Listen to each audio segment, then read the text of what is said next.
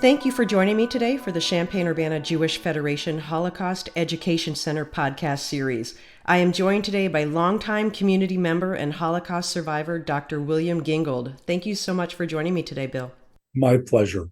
Before we begin talking about your family's ordeal throughout the Holocaust, I would like to start with a few details about you, your education, and your work focus.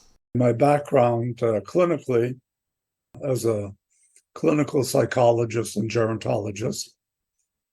Administratively, I guess I would be a hospital administrator and long-term care administrator and mental health administration.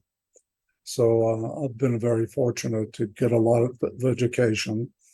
I have 3 degrees from Wisconsin, 2 from Minnesota, and a postdoc from UCLA.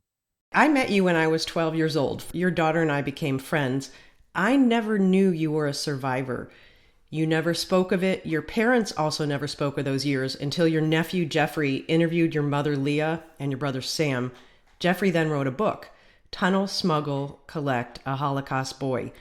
Why did you decide to share your story when you did? I had an older brother by the name of Sam, and the book was focused pretty much on him, aside from the rest of the Gingolds. And he died about 6 years ago. So he was kind of the last of the Gingolds that were together, I guess, in terms of our situation in Warsaw and in Europe. After he died, my nephew, Jeffrey Gingold, who wrote the book over a 6-year period, kind of encouraged me to really take his place in terms of talking and trying to educate people in the community as much as he could. About 5 years ago, I think, Dr. Brian Kahn from the CU Jewish Federation found out that I was a child Holocaust survivor. I don't know how he did that, but he did. He kind of approached me over 2 years, kind of pestering me, really, to see if I would be willing to talk a little more publicly. And I told him my interest, if I would talk, would be kids. So that's where I started my journey in terms of going to classrooms.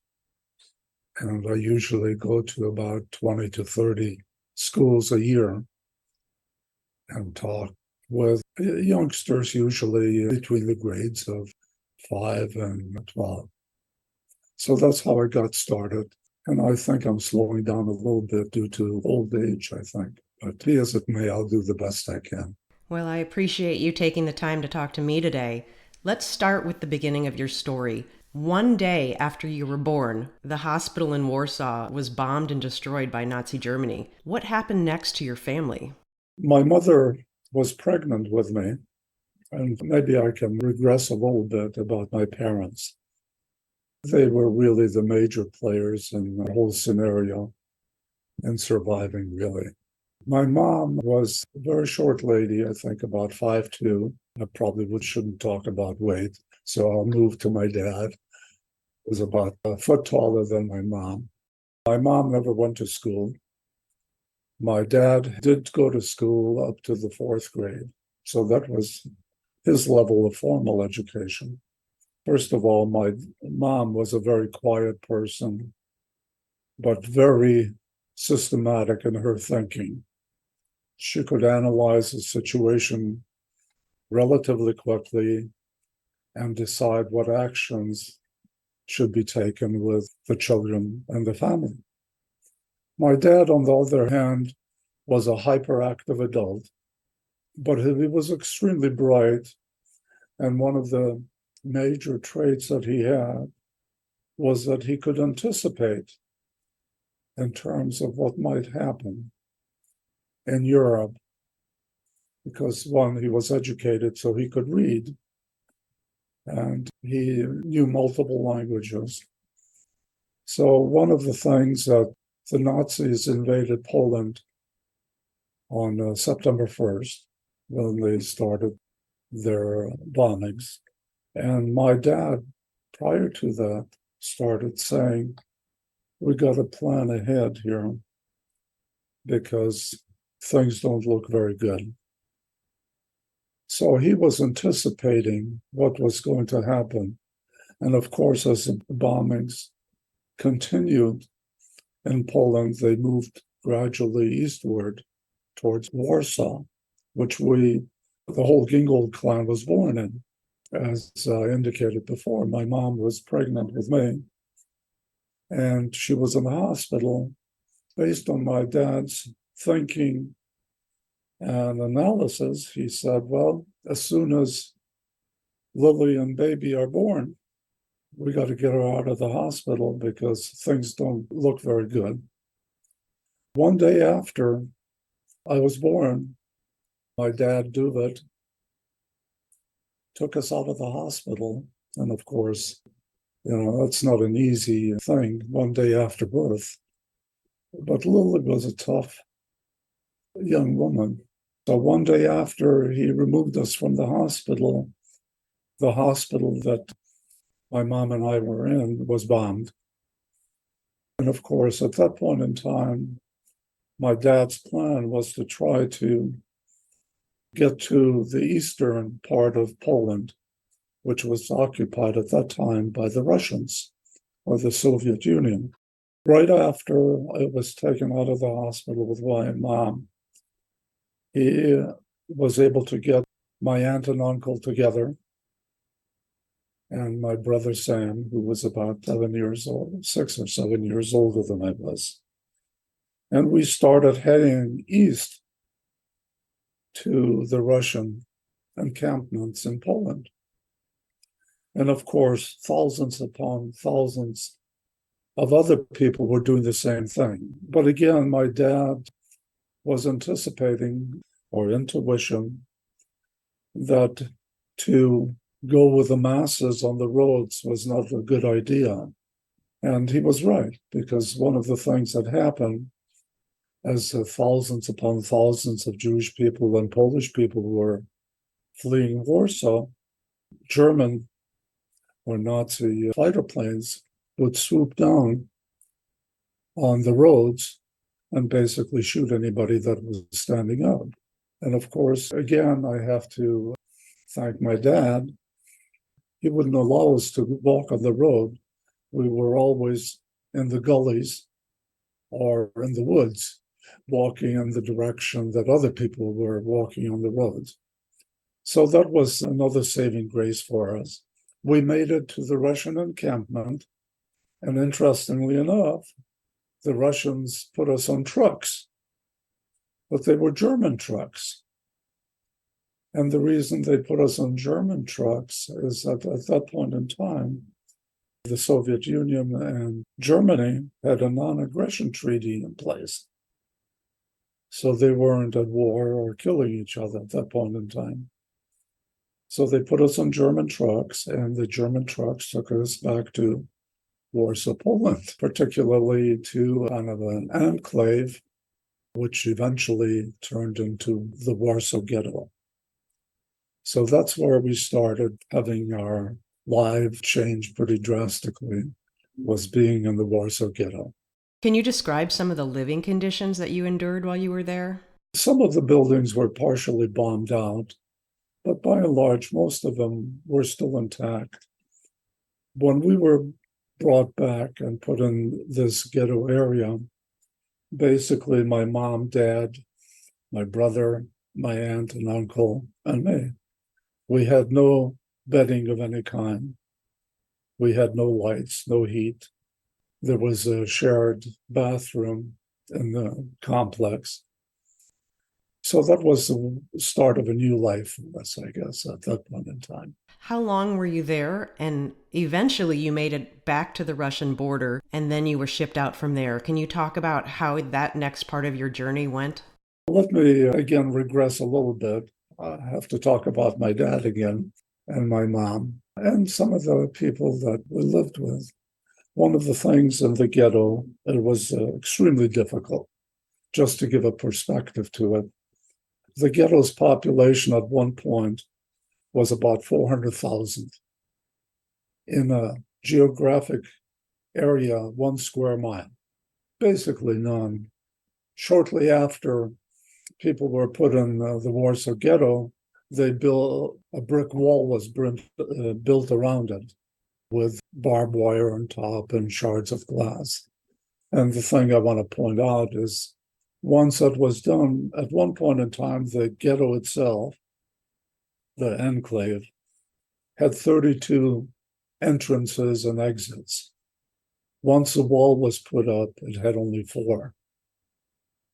So the whole idea was to contain as many people in that enclave with the purpose of having them die. The water was usually 1 or 2 wells that were allowed, and it had to be timed in order to get access to it. The whole purpose of the Warsaw Ghetto was to put in as many Jewish people as possible in a restricted space with all kinds of restrictions, with the purpose of them starving to death. Because 60%, maybe even a little higher, of the people that died in the Warsaw Ghetto died of starvation. The other was a whole slew of other reasons, such as disease, because there was no real medical care of any kind per se. I mean, there were a few Jewish doctors and nurses, but they had the same problems as the rest of the people. And of course, abuse by either the Polish police, some of the Jewish capos, as well as the Nazi military. But the primary purpose was not to shoot the people, because that would waste bullets, but to starve the people. But one of the things, let me come back to my dad and my brother Sam, is that between 4,000 to 9,000 people a day died in the Warsaw Ghetto. This is an enclosed enclave, so the bodies, if they died indoors, would be stripped. The clothing and any goods that that person had would be retained by the family and usually shared with other families, especially families that had young children, because the goal always was for the parents to try to have their children survive. They would do almost anything to have that happen. In addition to the role of my mother on that end, my dad was also involved in tunnels that took place in the ghetto. Tunnels were dug all the time for multiple reasons, some to connect between buildings for communication and sharing of other things. As an example, I had a brit in secret 7 days after I was born in one of those tunnels that was dug between buildings. Tunneling was a critical part of Jewish life with the hopes of leading to survival. Sam, who was a youngster at that time as well, was a tunnel digger, just like other children his age, because they had small bodies and they weren't on the slave labor rolls yet, like my aunt and uncle were. And usually children between that age and maybe 12, 13, because if they were older than that and were in relatively good health, they were put on trucks to be shipped to manufacturing plants for slave labor. So the younger ones were basically corpse movers. What their responsibilities was to pick up the dying bodies and put them on carts, and then the carts would be moved out of the ghetto. So that was a full-time job for these younger kids, and that's what my older brother had. But aside from that, all of the tunneling was done in the evening because my dad, my uncle, and my aunt were part of the slave labor group, like other adults similar, that were picked up usually early in the morning, trucked out to various manufacturing plants for the German war effort and then brought back late at night.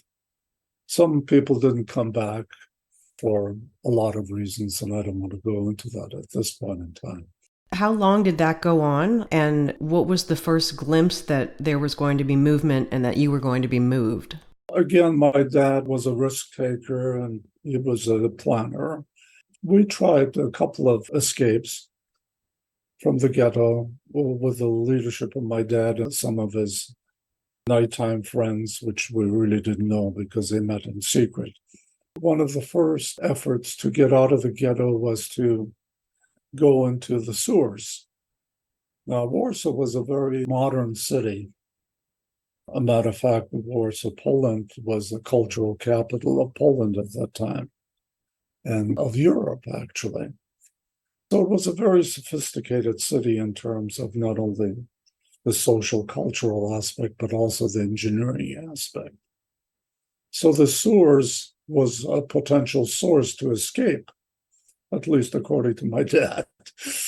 So he and a number of families got together and decided to escape through the sewers. And unfortunately, they put up one of the sewer lids in the right position, and the German patrols noticed that. So immediately they went to the sewers and started machine gunning into the sewers. And we were very fortunate to be able to return to our unit at the ghetto there, but some people didn't make it. So that was our other attempt. But coming back to the tunneling part, this was an ongoing thing throughout the Warsaw Ghetto.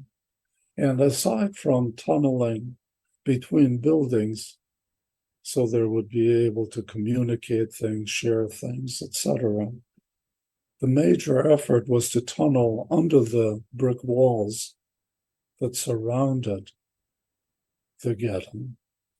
And that was also a way for the smuggling of food into the ghetto for survival purposes. And usually the youngsters would be the ones that would go through the tunnels to exchange whatever material goods that they had in exchange for food that the Polish resistance fighters might bring.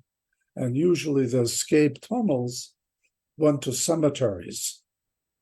And usually they were to designated headstones that there was some agreement on, and I don't know how the agreement was made. And so that was a way to get food into the ghetto. And of course, that was not a consistent pattern because you would never know when and if the Polish resistance people or smugglers would be interested in taking risks. So it was a what if kind of situation all the time.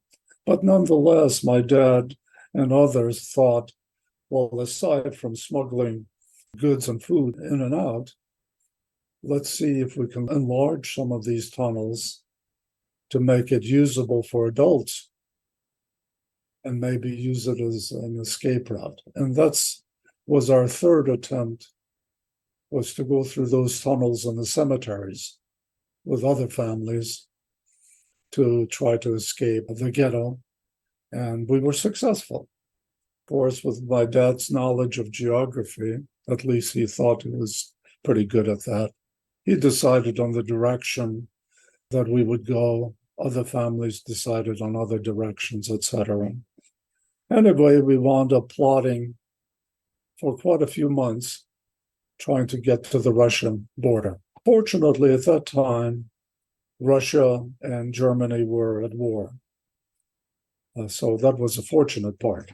After a while, with some interesting challenges, I'm sure, we reached the Russian encampments by the Russian-Polish borders.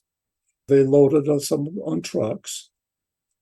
And this was about, I would say, maybe 2.5 years after we started living in the Warsaw Ghetto. We were loaded on trucks again. This time they were Russian trucks. And the truck took us to trains. And these trains, we were in the trains for quite a while, took us to northern Siberia, to the lumber camps of northern Siberia. At that juncture, by the train changes, etc., we lost connections with our aunt and uncle. We got separated.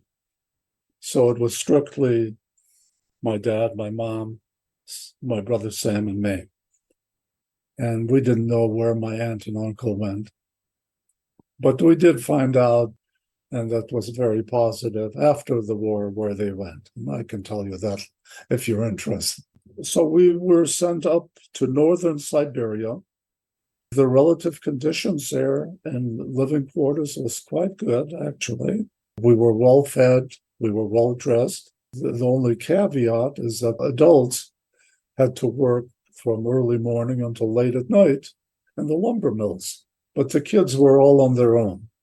And maybe I can interject a little humor here, which doesn't sound like it. The kids were pretty much on their own. The older kids took care of the younger kids. And of course, they couldn't go outside. This was northern Siberia. And I don't know if very many people are aware of that northern Siberia has only 1 month out of the year that's above freezing. So everything was pretty much indoors because the snow drifts were anywhere from 9 to 16 feet high. Periodically, the kids would sneak out, but it was too darn cold to play outdoors until that 1 month of the year got warmer. So the older kids wound up being the teachers of the younger kids because there weren't any adults. They were all working in the mills. And one of the things, and my brother, of course, was a little older at that time. I was probably about 3 to 4 years of age. So he must have been about 11. One of the things I so vividly remember is that he would get sawdust. It was lumber mill, so there was a lot of it. And he would put it on the floor. At that point, relative to where we were in the ghetto, wonderful facilities. It was barracks type, where 4 families would be in a barracks, and they would be separated by sheets. So there would be visual separation between families.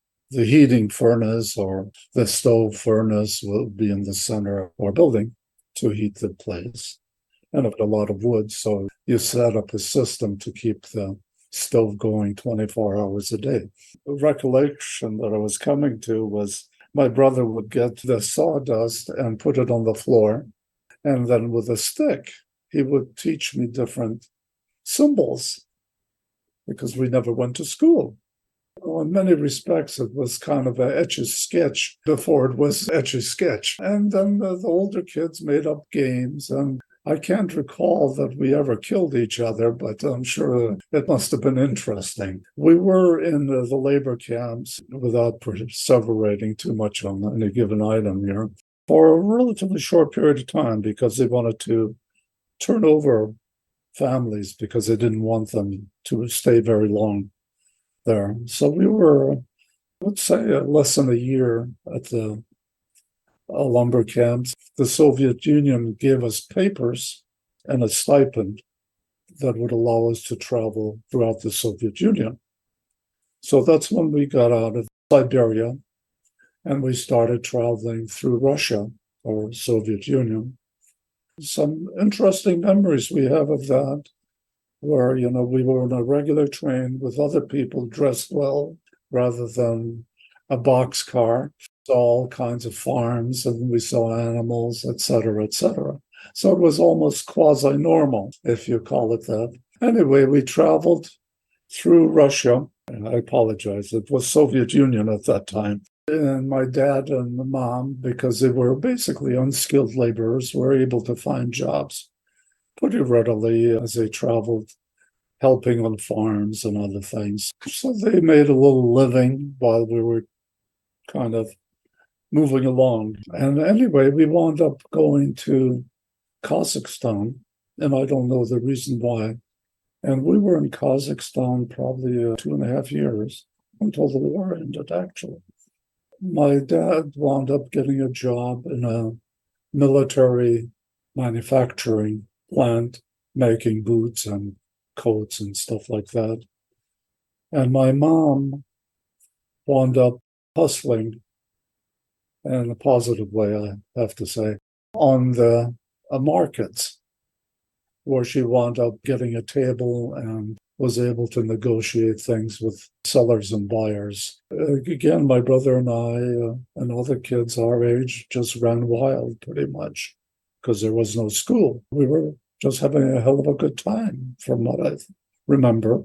I don't know exactly the date. I have notes, but I didn't bring him with me here. My dad was arrested while we were in Kazakhstan, and he was sent to prison. So my mom kept our unit a survival mode. My dad one day shows up. He was released from prison. He found us in Kazakhstan. And we asked him, why did they release you? And why did they put you in prison in the first place? He said, I don't know why they put me there, but I know why they released me, because they didn't have any information on me as to why I was there. And they needed the space. They had no record of him being there. He was released after, I think, about 9 months. And my suspicion was, at least that's the best we can garner, was pretty much on the issue of anti-Semitism. Too many Jews in Kazakhstan, especially working in military manufacturing plants, or having a Jewish woman on the open market being able to negotiate with the Kazakhstans. That's just an assumption. We have no data of any kind as to why my dad was arrested. Then at that point in time, the war ended. At least Hitler died and the war ended. And the Soviet Union gave us papers that would allow us to leave. And that was a whole different array of experiences that we had trying to go back to Poland because we wanted to find out if any of our relatives were alive. And we didn't find any. I'm so sorry. So as we were traveling and getting to Poland, we heard all these rumors. At least my dad heard the rumors because we were following his directions, that if you could make it to the American sector of Berlin, immigrants or displaced persons might be able to get some help from American armed forces or the not-for-profits that were located there. So that was the goal of the Gingolds, was to get to Berlin, to the American sector. And that took quite a while. And I think we got there in 46. And again, basically, my brother and I wound up trying to kind of help the family survive, even though we had material support and housing support for the American forces because we were in the American sector. One of my fondest memories was meeting GIs in Berlin and getting Hershey candy bars. And of course, I'm a nut for chocolate at this point in time, kind of addicted to chocolate. So we were in Berlin, and the area that we were in, which was the American sector, was kind of a distribution center of displaced persons. What they would do is kind of collect some preliminary information on you and whoever you were with, and then disperse you to what were called DP camps, displaced persons camps. There were probably a couple of dozen of those camps in mostly Germany. Yeah, there were about 24 of them. And we were sent to one called Fehrenwald. We didn't have the foggiest idea of any of this stuff. We were just sent because they were clearing out people from Berlin to these camps. Fehrenwald was one of the larger DP camps. At the height of their population, they had about 5,000 people. And it was administered by the armed forces of the United States initially. But after maybe less than a year, the administration of the internal operations of the DP camp were turned over to the Jewish people. because about 95% of the people in that particular DP camp were Jewish. The Jewish people have made some real significant strides in organizing themselves. The first thing that they set up, or administrative structures, was newspapers, published a newspaper. And one of the things that occurred is almost all DP camps published newspapers. And what they would do is share those newspapers across the camps, aside from just sharing information, maybe factual information or what they thought was factual, with also information where they would post pictures of kids with their names to see if they could find family members that are alive at other places. So that was a routine thing, was to have children's photographs in the newspapers, looking for friends, neighbors, relatives, etc. So that was one of the first initiatives of most of these camps. Fernwald became kind of a village of its own. Initially, it was guarded by the American forces on the outside, but after, I think, about a year, they just left, and it was up to the Jewish organizations themselves to do whatever was necessary within the camp for education, culture, legal services, etc.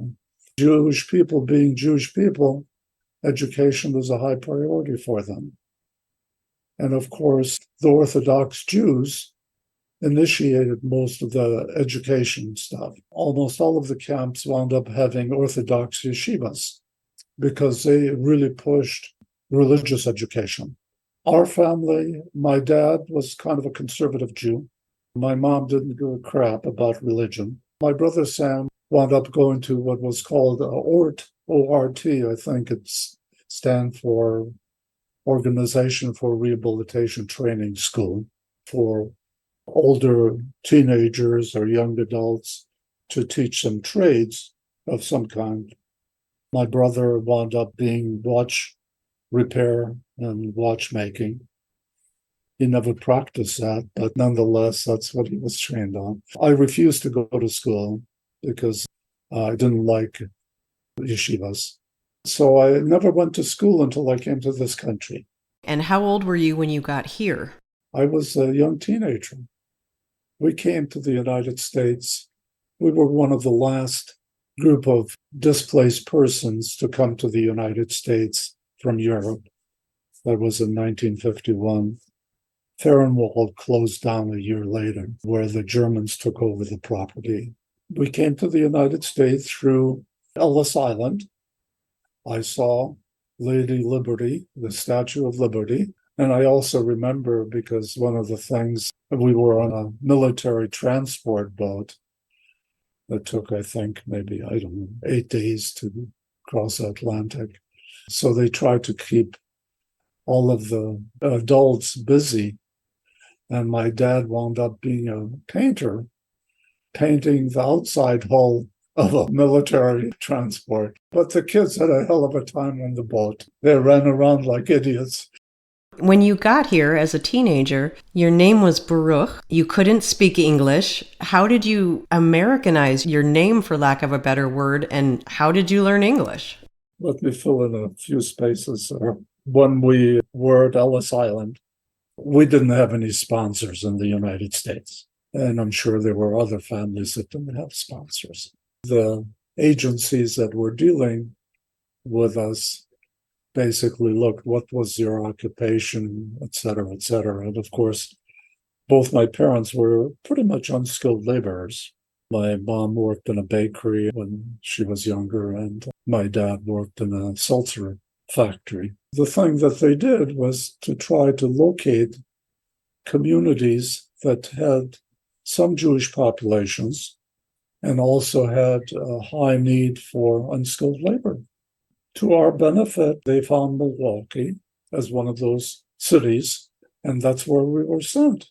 And my parents almost immediately got jobs once we came to Milwaukee. So my parents wound up working right away. My mom wound up working in a bakery, and my dad wound up working in a steel mill.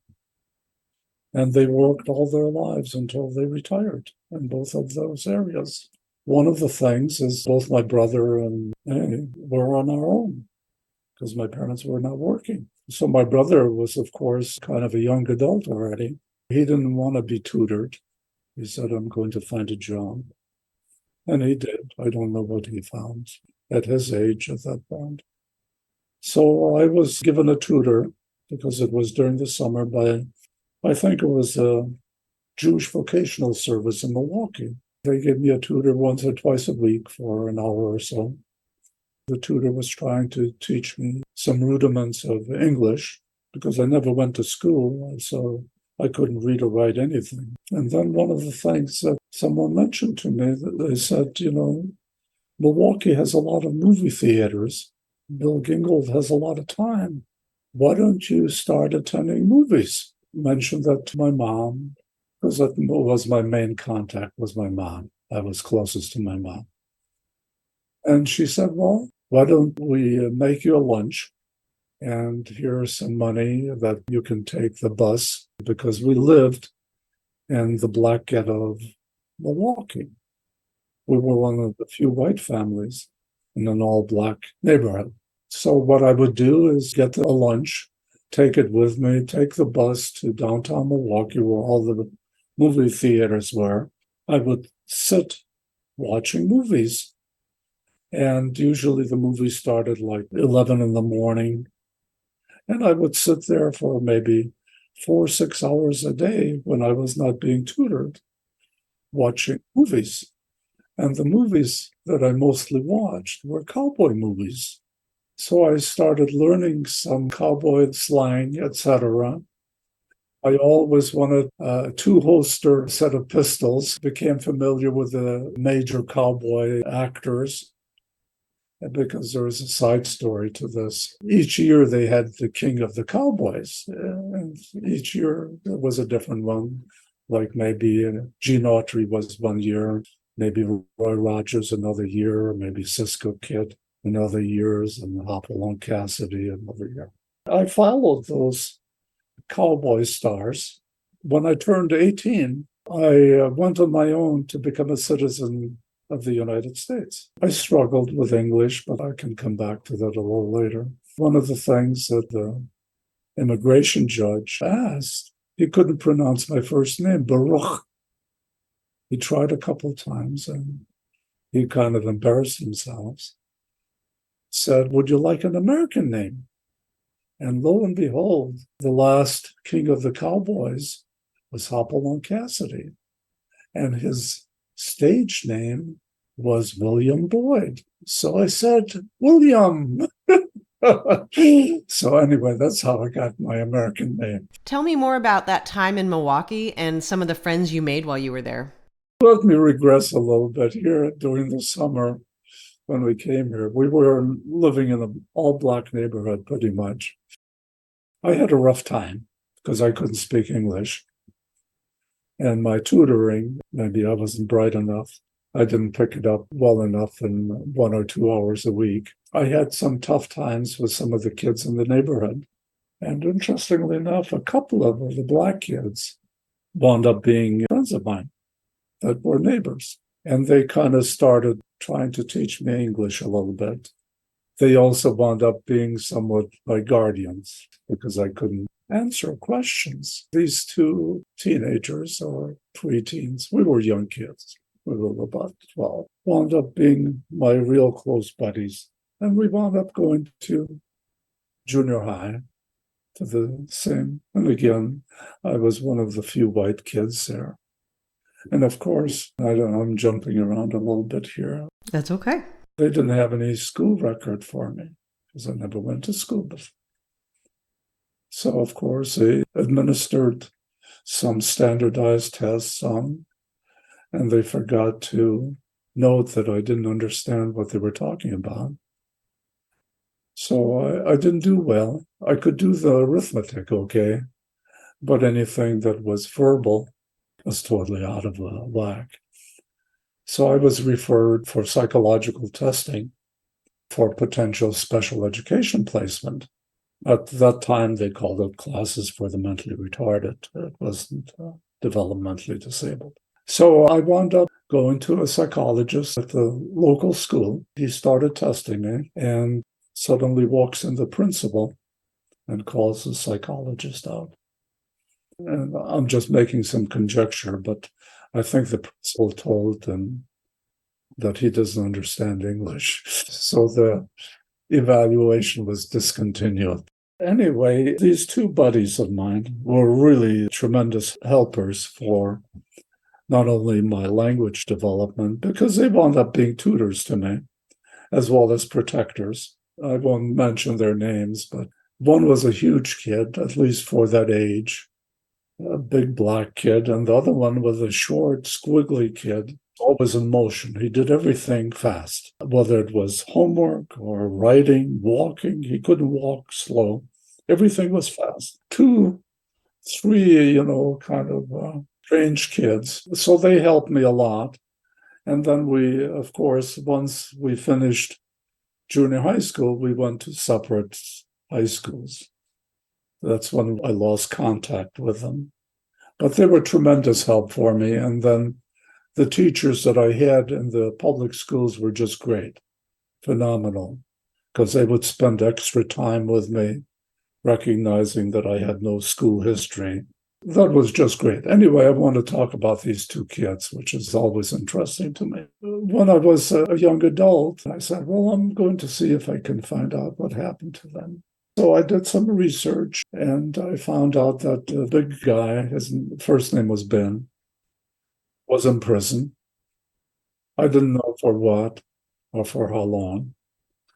And the little guy, Kenny, his first name was Kenny.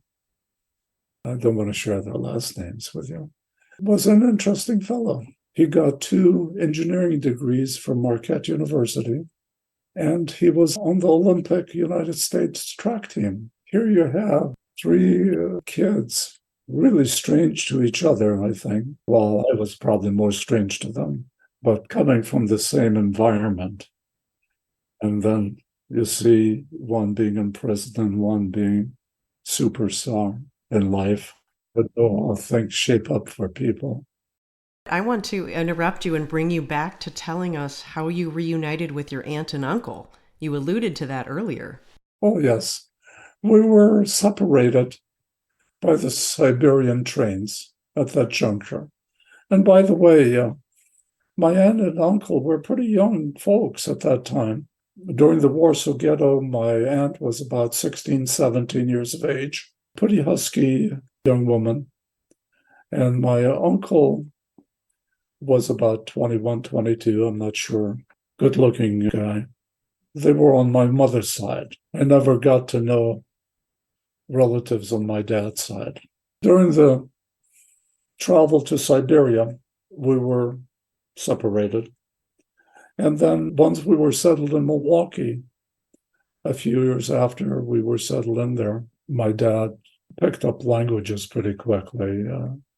And even though he didn't go to school to any academic level per se, he could speak 5 languages and read 3 of them. My mom could speak 4, but couldn't read or write any of them. So, it's kind of interesting because I always call them survival languages because they learned the language just to survive. Once the Gingolds were settled in Milwaukee to some extent, I don't know exactly, when my dad started trying to search for potential relatives that survived.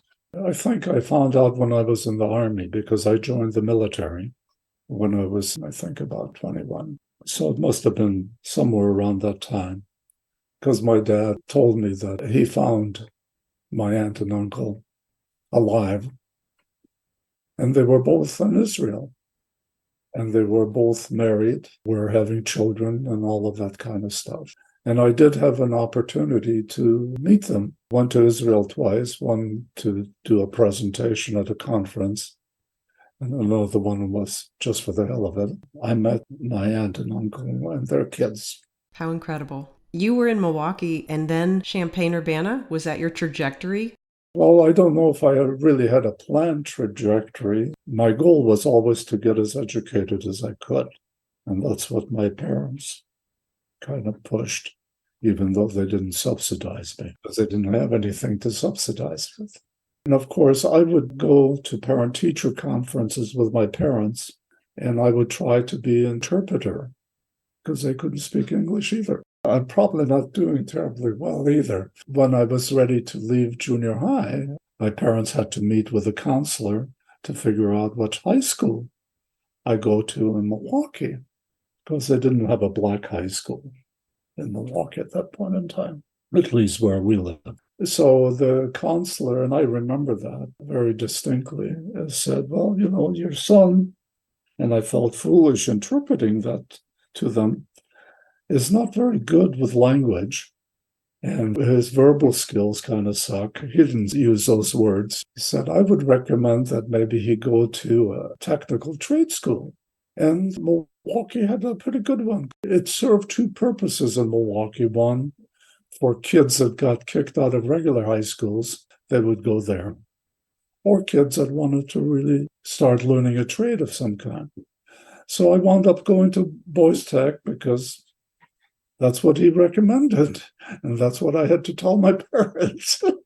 I started there and I did fairly well. I progressed pretty quickly on learning some skills.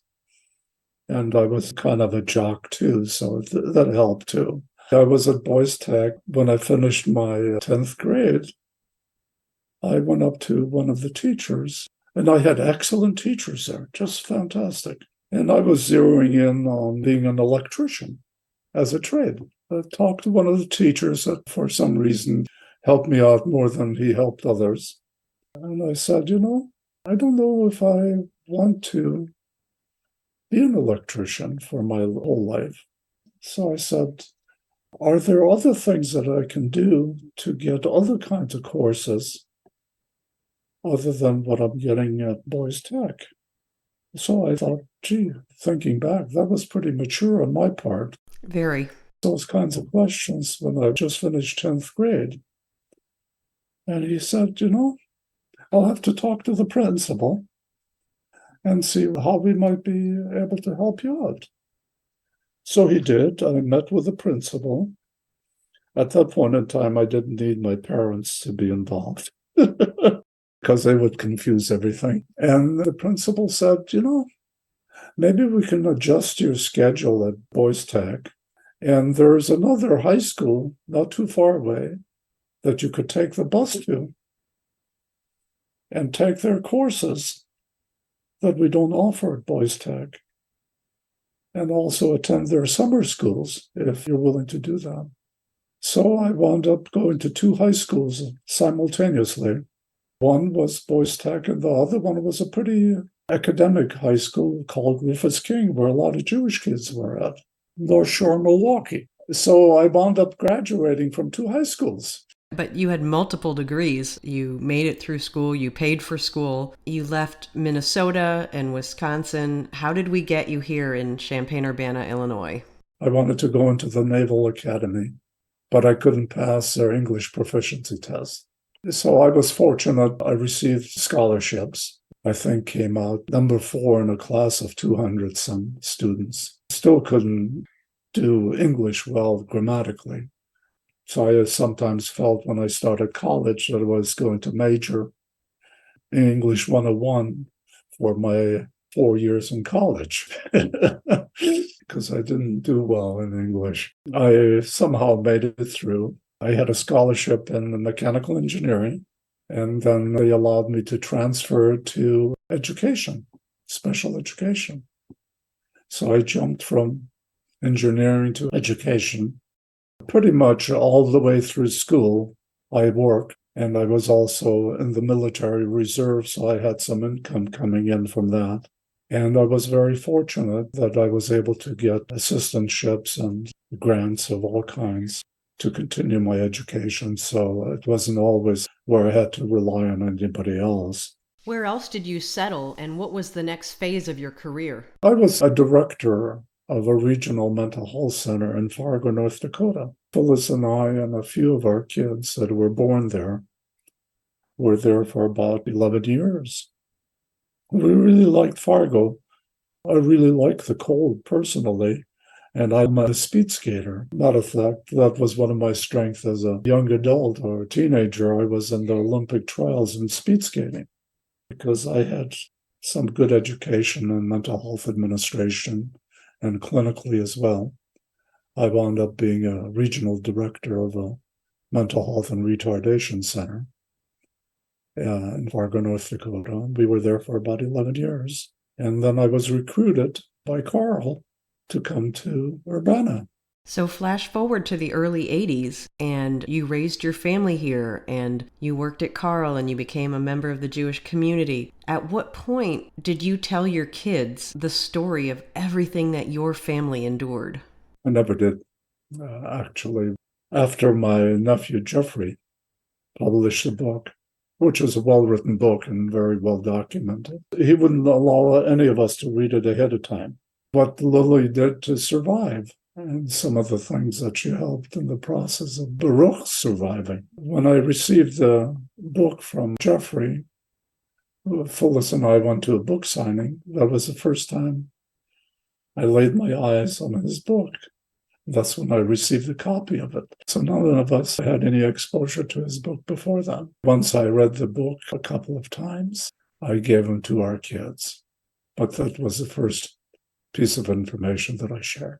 When you go around to schools and you tell your story, what are some of the questions that you get that are unusual? I know that there are regular questions like, why the Jews? And how much do you remember? But what are some of the unique questions that make you stop and think before you answer? I'm trying to think. It must have been one of the Champaign middle schools because I distinctly so remember this incident. One boy, because I usually give a PowerPoint presentation so they have some visuals that they can relate to, so they can see my parents and they can see my brother. And one boy, because I usually allow time for them to ask questions. One boy seemed very articulate. He must have been an 8th grader. Said, "Well, I don't think what you're sharing with me is factual." I said, "Well, all I can do is share with you what I think I know and what I've learned over time." So when the class ended, I said, "Can I visit with you for a couple of minutes?" And he said, "Oh, sure, sure." He seemed like a very bright Caucasian young kid. I said, you're basically telling me that you don't think what I shared with you about the Jewish people and some of the things that happened in the Warsaw Ghetto is factual." He says, "No, I don't think it is. I think it's all made up." I said, "Well, let's talk a little bit about it." I said, the pictures that I showed you of the Warsaw Ghetto, who do you think took them? He said, "I don't know." I said, "They were taken by the Nazis. They're the only ones that had cameras." Did you change his mind? Did you convince him? No, it was interesting. I don't know if I changed his mind, but I said, "Where did you get the idea that this didn't happen?" He said, "My parents tell me that." Usually where it starts. So I said, "Well, why don't you do this? I don't want you to get in trouble with your parents." I said, "Here is my email address and my phone number." I said, "All of the stuff that I shared with you was put together by the Nazis, not by the Jewish people. We just kept the stuff." And I said, "If you want to share some of that information with them, please take this." And he said, "Yeah, I think I better talk with my parents about this." That's probably the best example that I can give you. But this was a bright, articulate young fellow who really was not only challenging me, but also maybe challenging his parents as to why they're telling him stuff like that. Do you ever dream that you're Baruch and your parents are there and you're in Siberia? Do you ever have dreams that incorporate a lot of that part of your life? I actually sleep well. If I dream, I don't remember.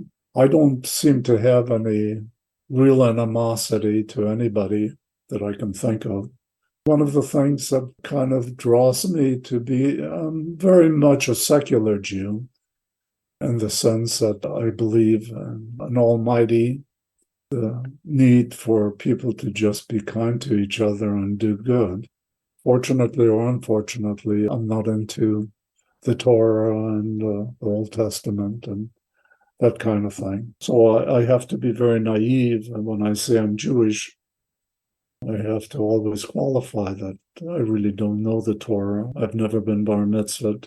My brother was, because my dad insisted, but I was kind of a mama's boy, so dad stayed away from me. I have to tell you this little story. I hope I'm not sucking up too much of your time. No, not at all. Rabbi Teichel at Chabad asked me to do a presentation to Chabad students that come there. So I said, sure, I'll do that. As it turned out, he had over 200 students there that showed up to have me talk about the Gingolds, I guess. One of the things he asked me is, when were you bar mitzvah? And I said, I never was. And never had any intention. He said, well, I can do that in a few minutes with you. So he said, that's just a ritual. Yeah, I mean, it was fascinating. Did you? No. I know how hard your story is and how hard it is to tell, but I'm so grateful that you continue to tell it. Before I let you go, I just have one more question. Is the recent surge in anti-Semitism something that alarms you, that we could reinstitute what has happened to Jews in history? Yeah, I mean, it's having gone through the Holocaust or some semblance of it, and also having had lessons in history. Some of the patterns that are showing up today in society are very similar to the patterns that started in the early 30s in Germany. I'm really scared for Jewish people right now, but you have to educate people. And it's getting tougher and tougher because media has such an impact, and you never know what is right, wrong, or indifferent, or manipulated, or whatever. So you're fighting a tough fight. But education, in my mind, is the critical thing, especially to kids. And that's why I spend most of my time going to as many schools as I do, as long as my energy holds out, trying to, at least share a tidbit of history that maybe one or two out of 100 will grasp onto. Dr. William Gingold with the Champaign-Urbana Jewish Federation's Holocaust Education Center. Thank you so much for your time today. My pleasure.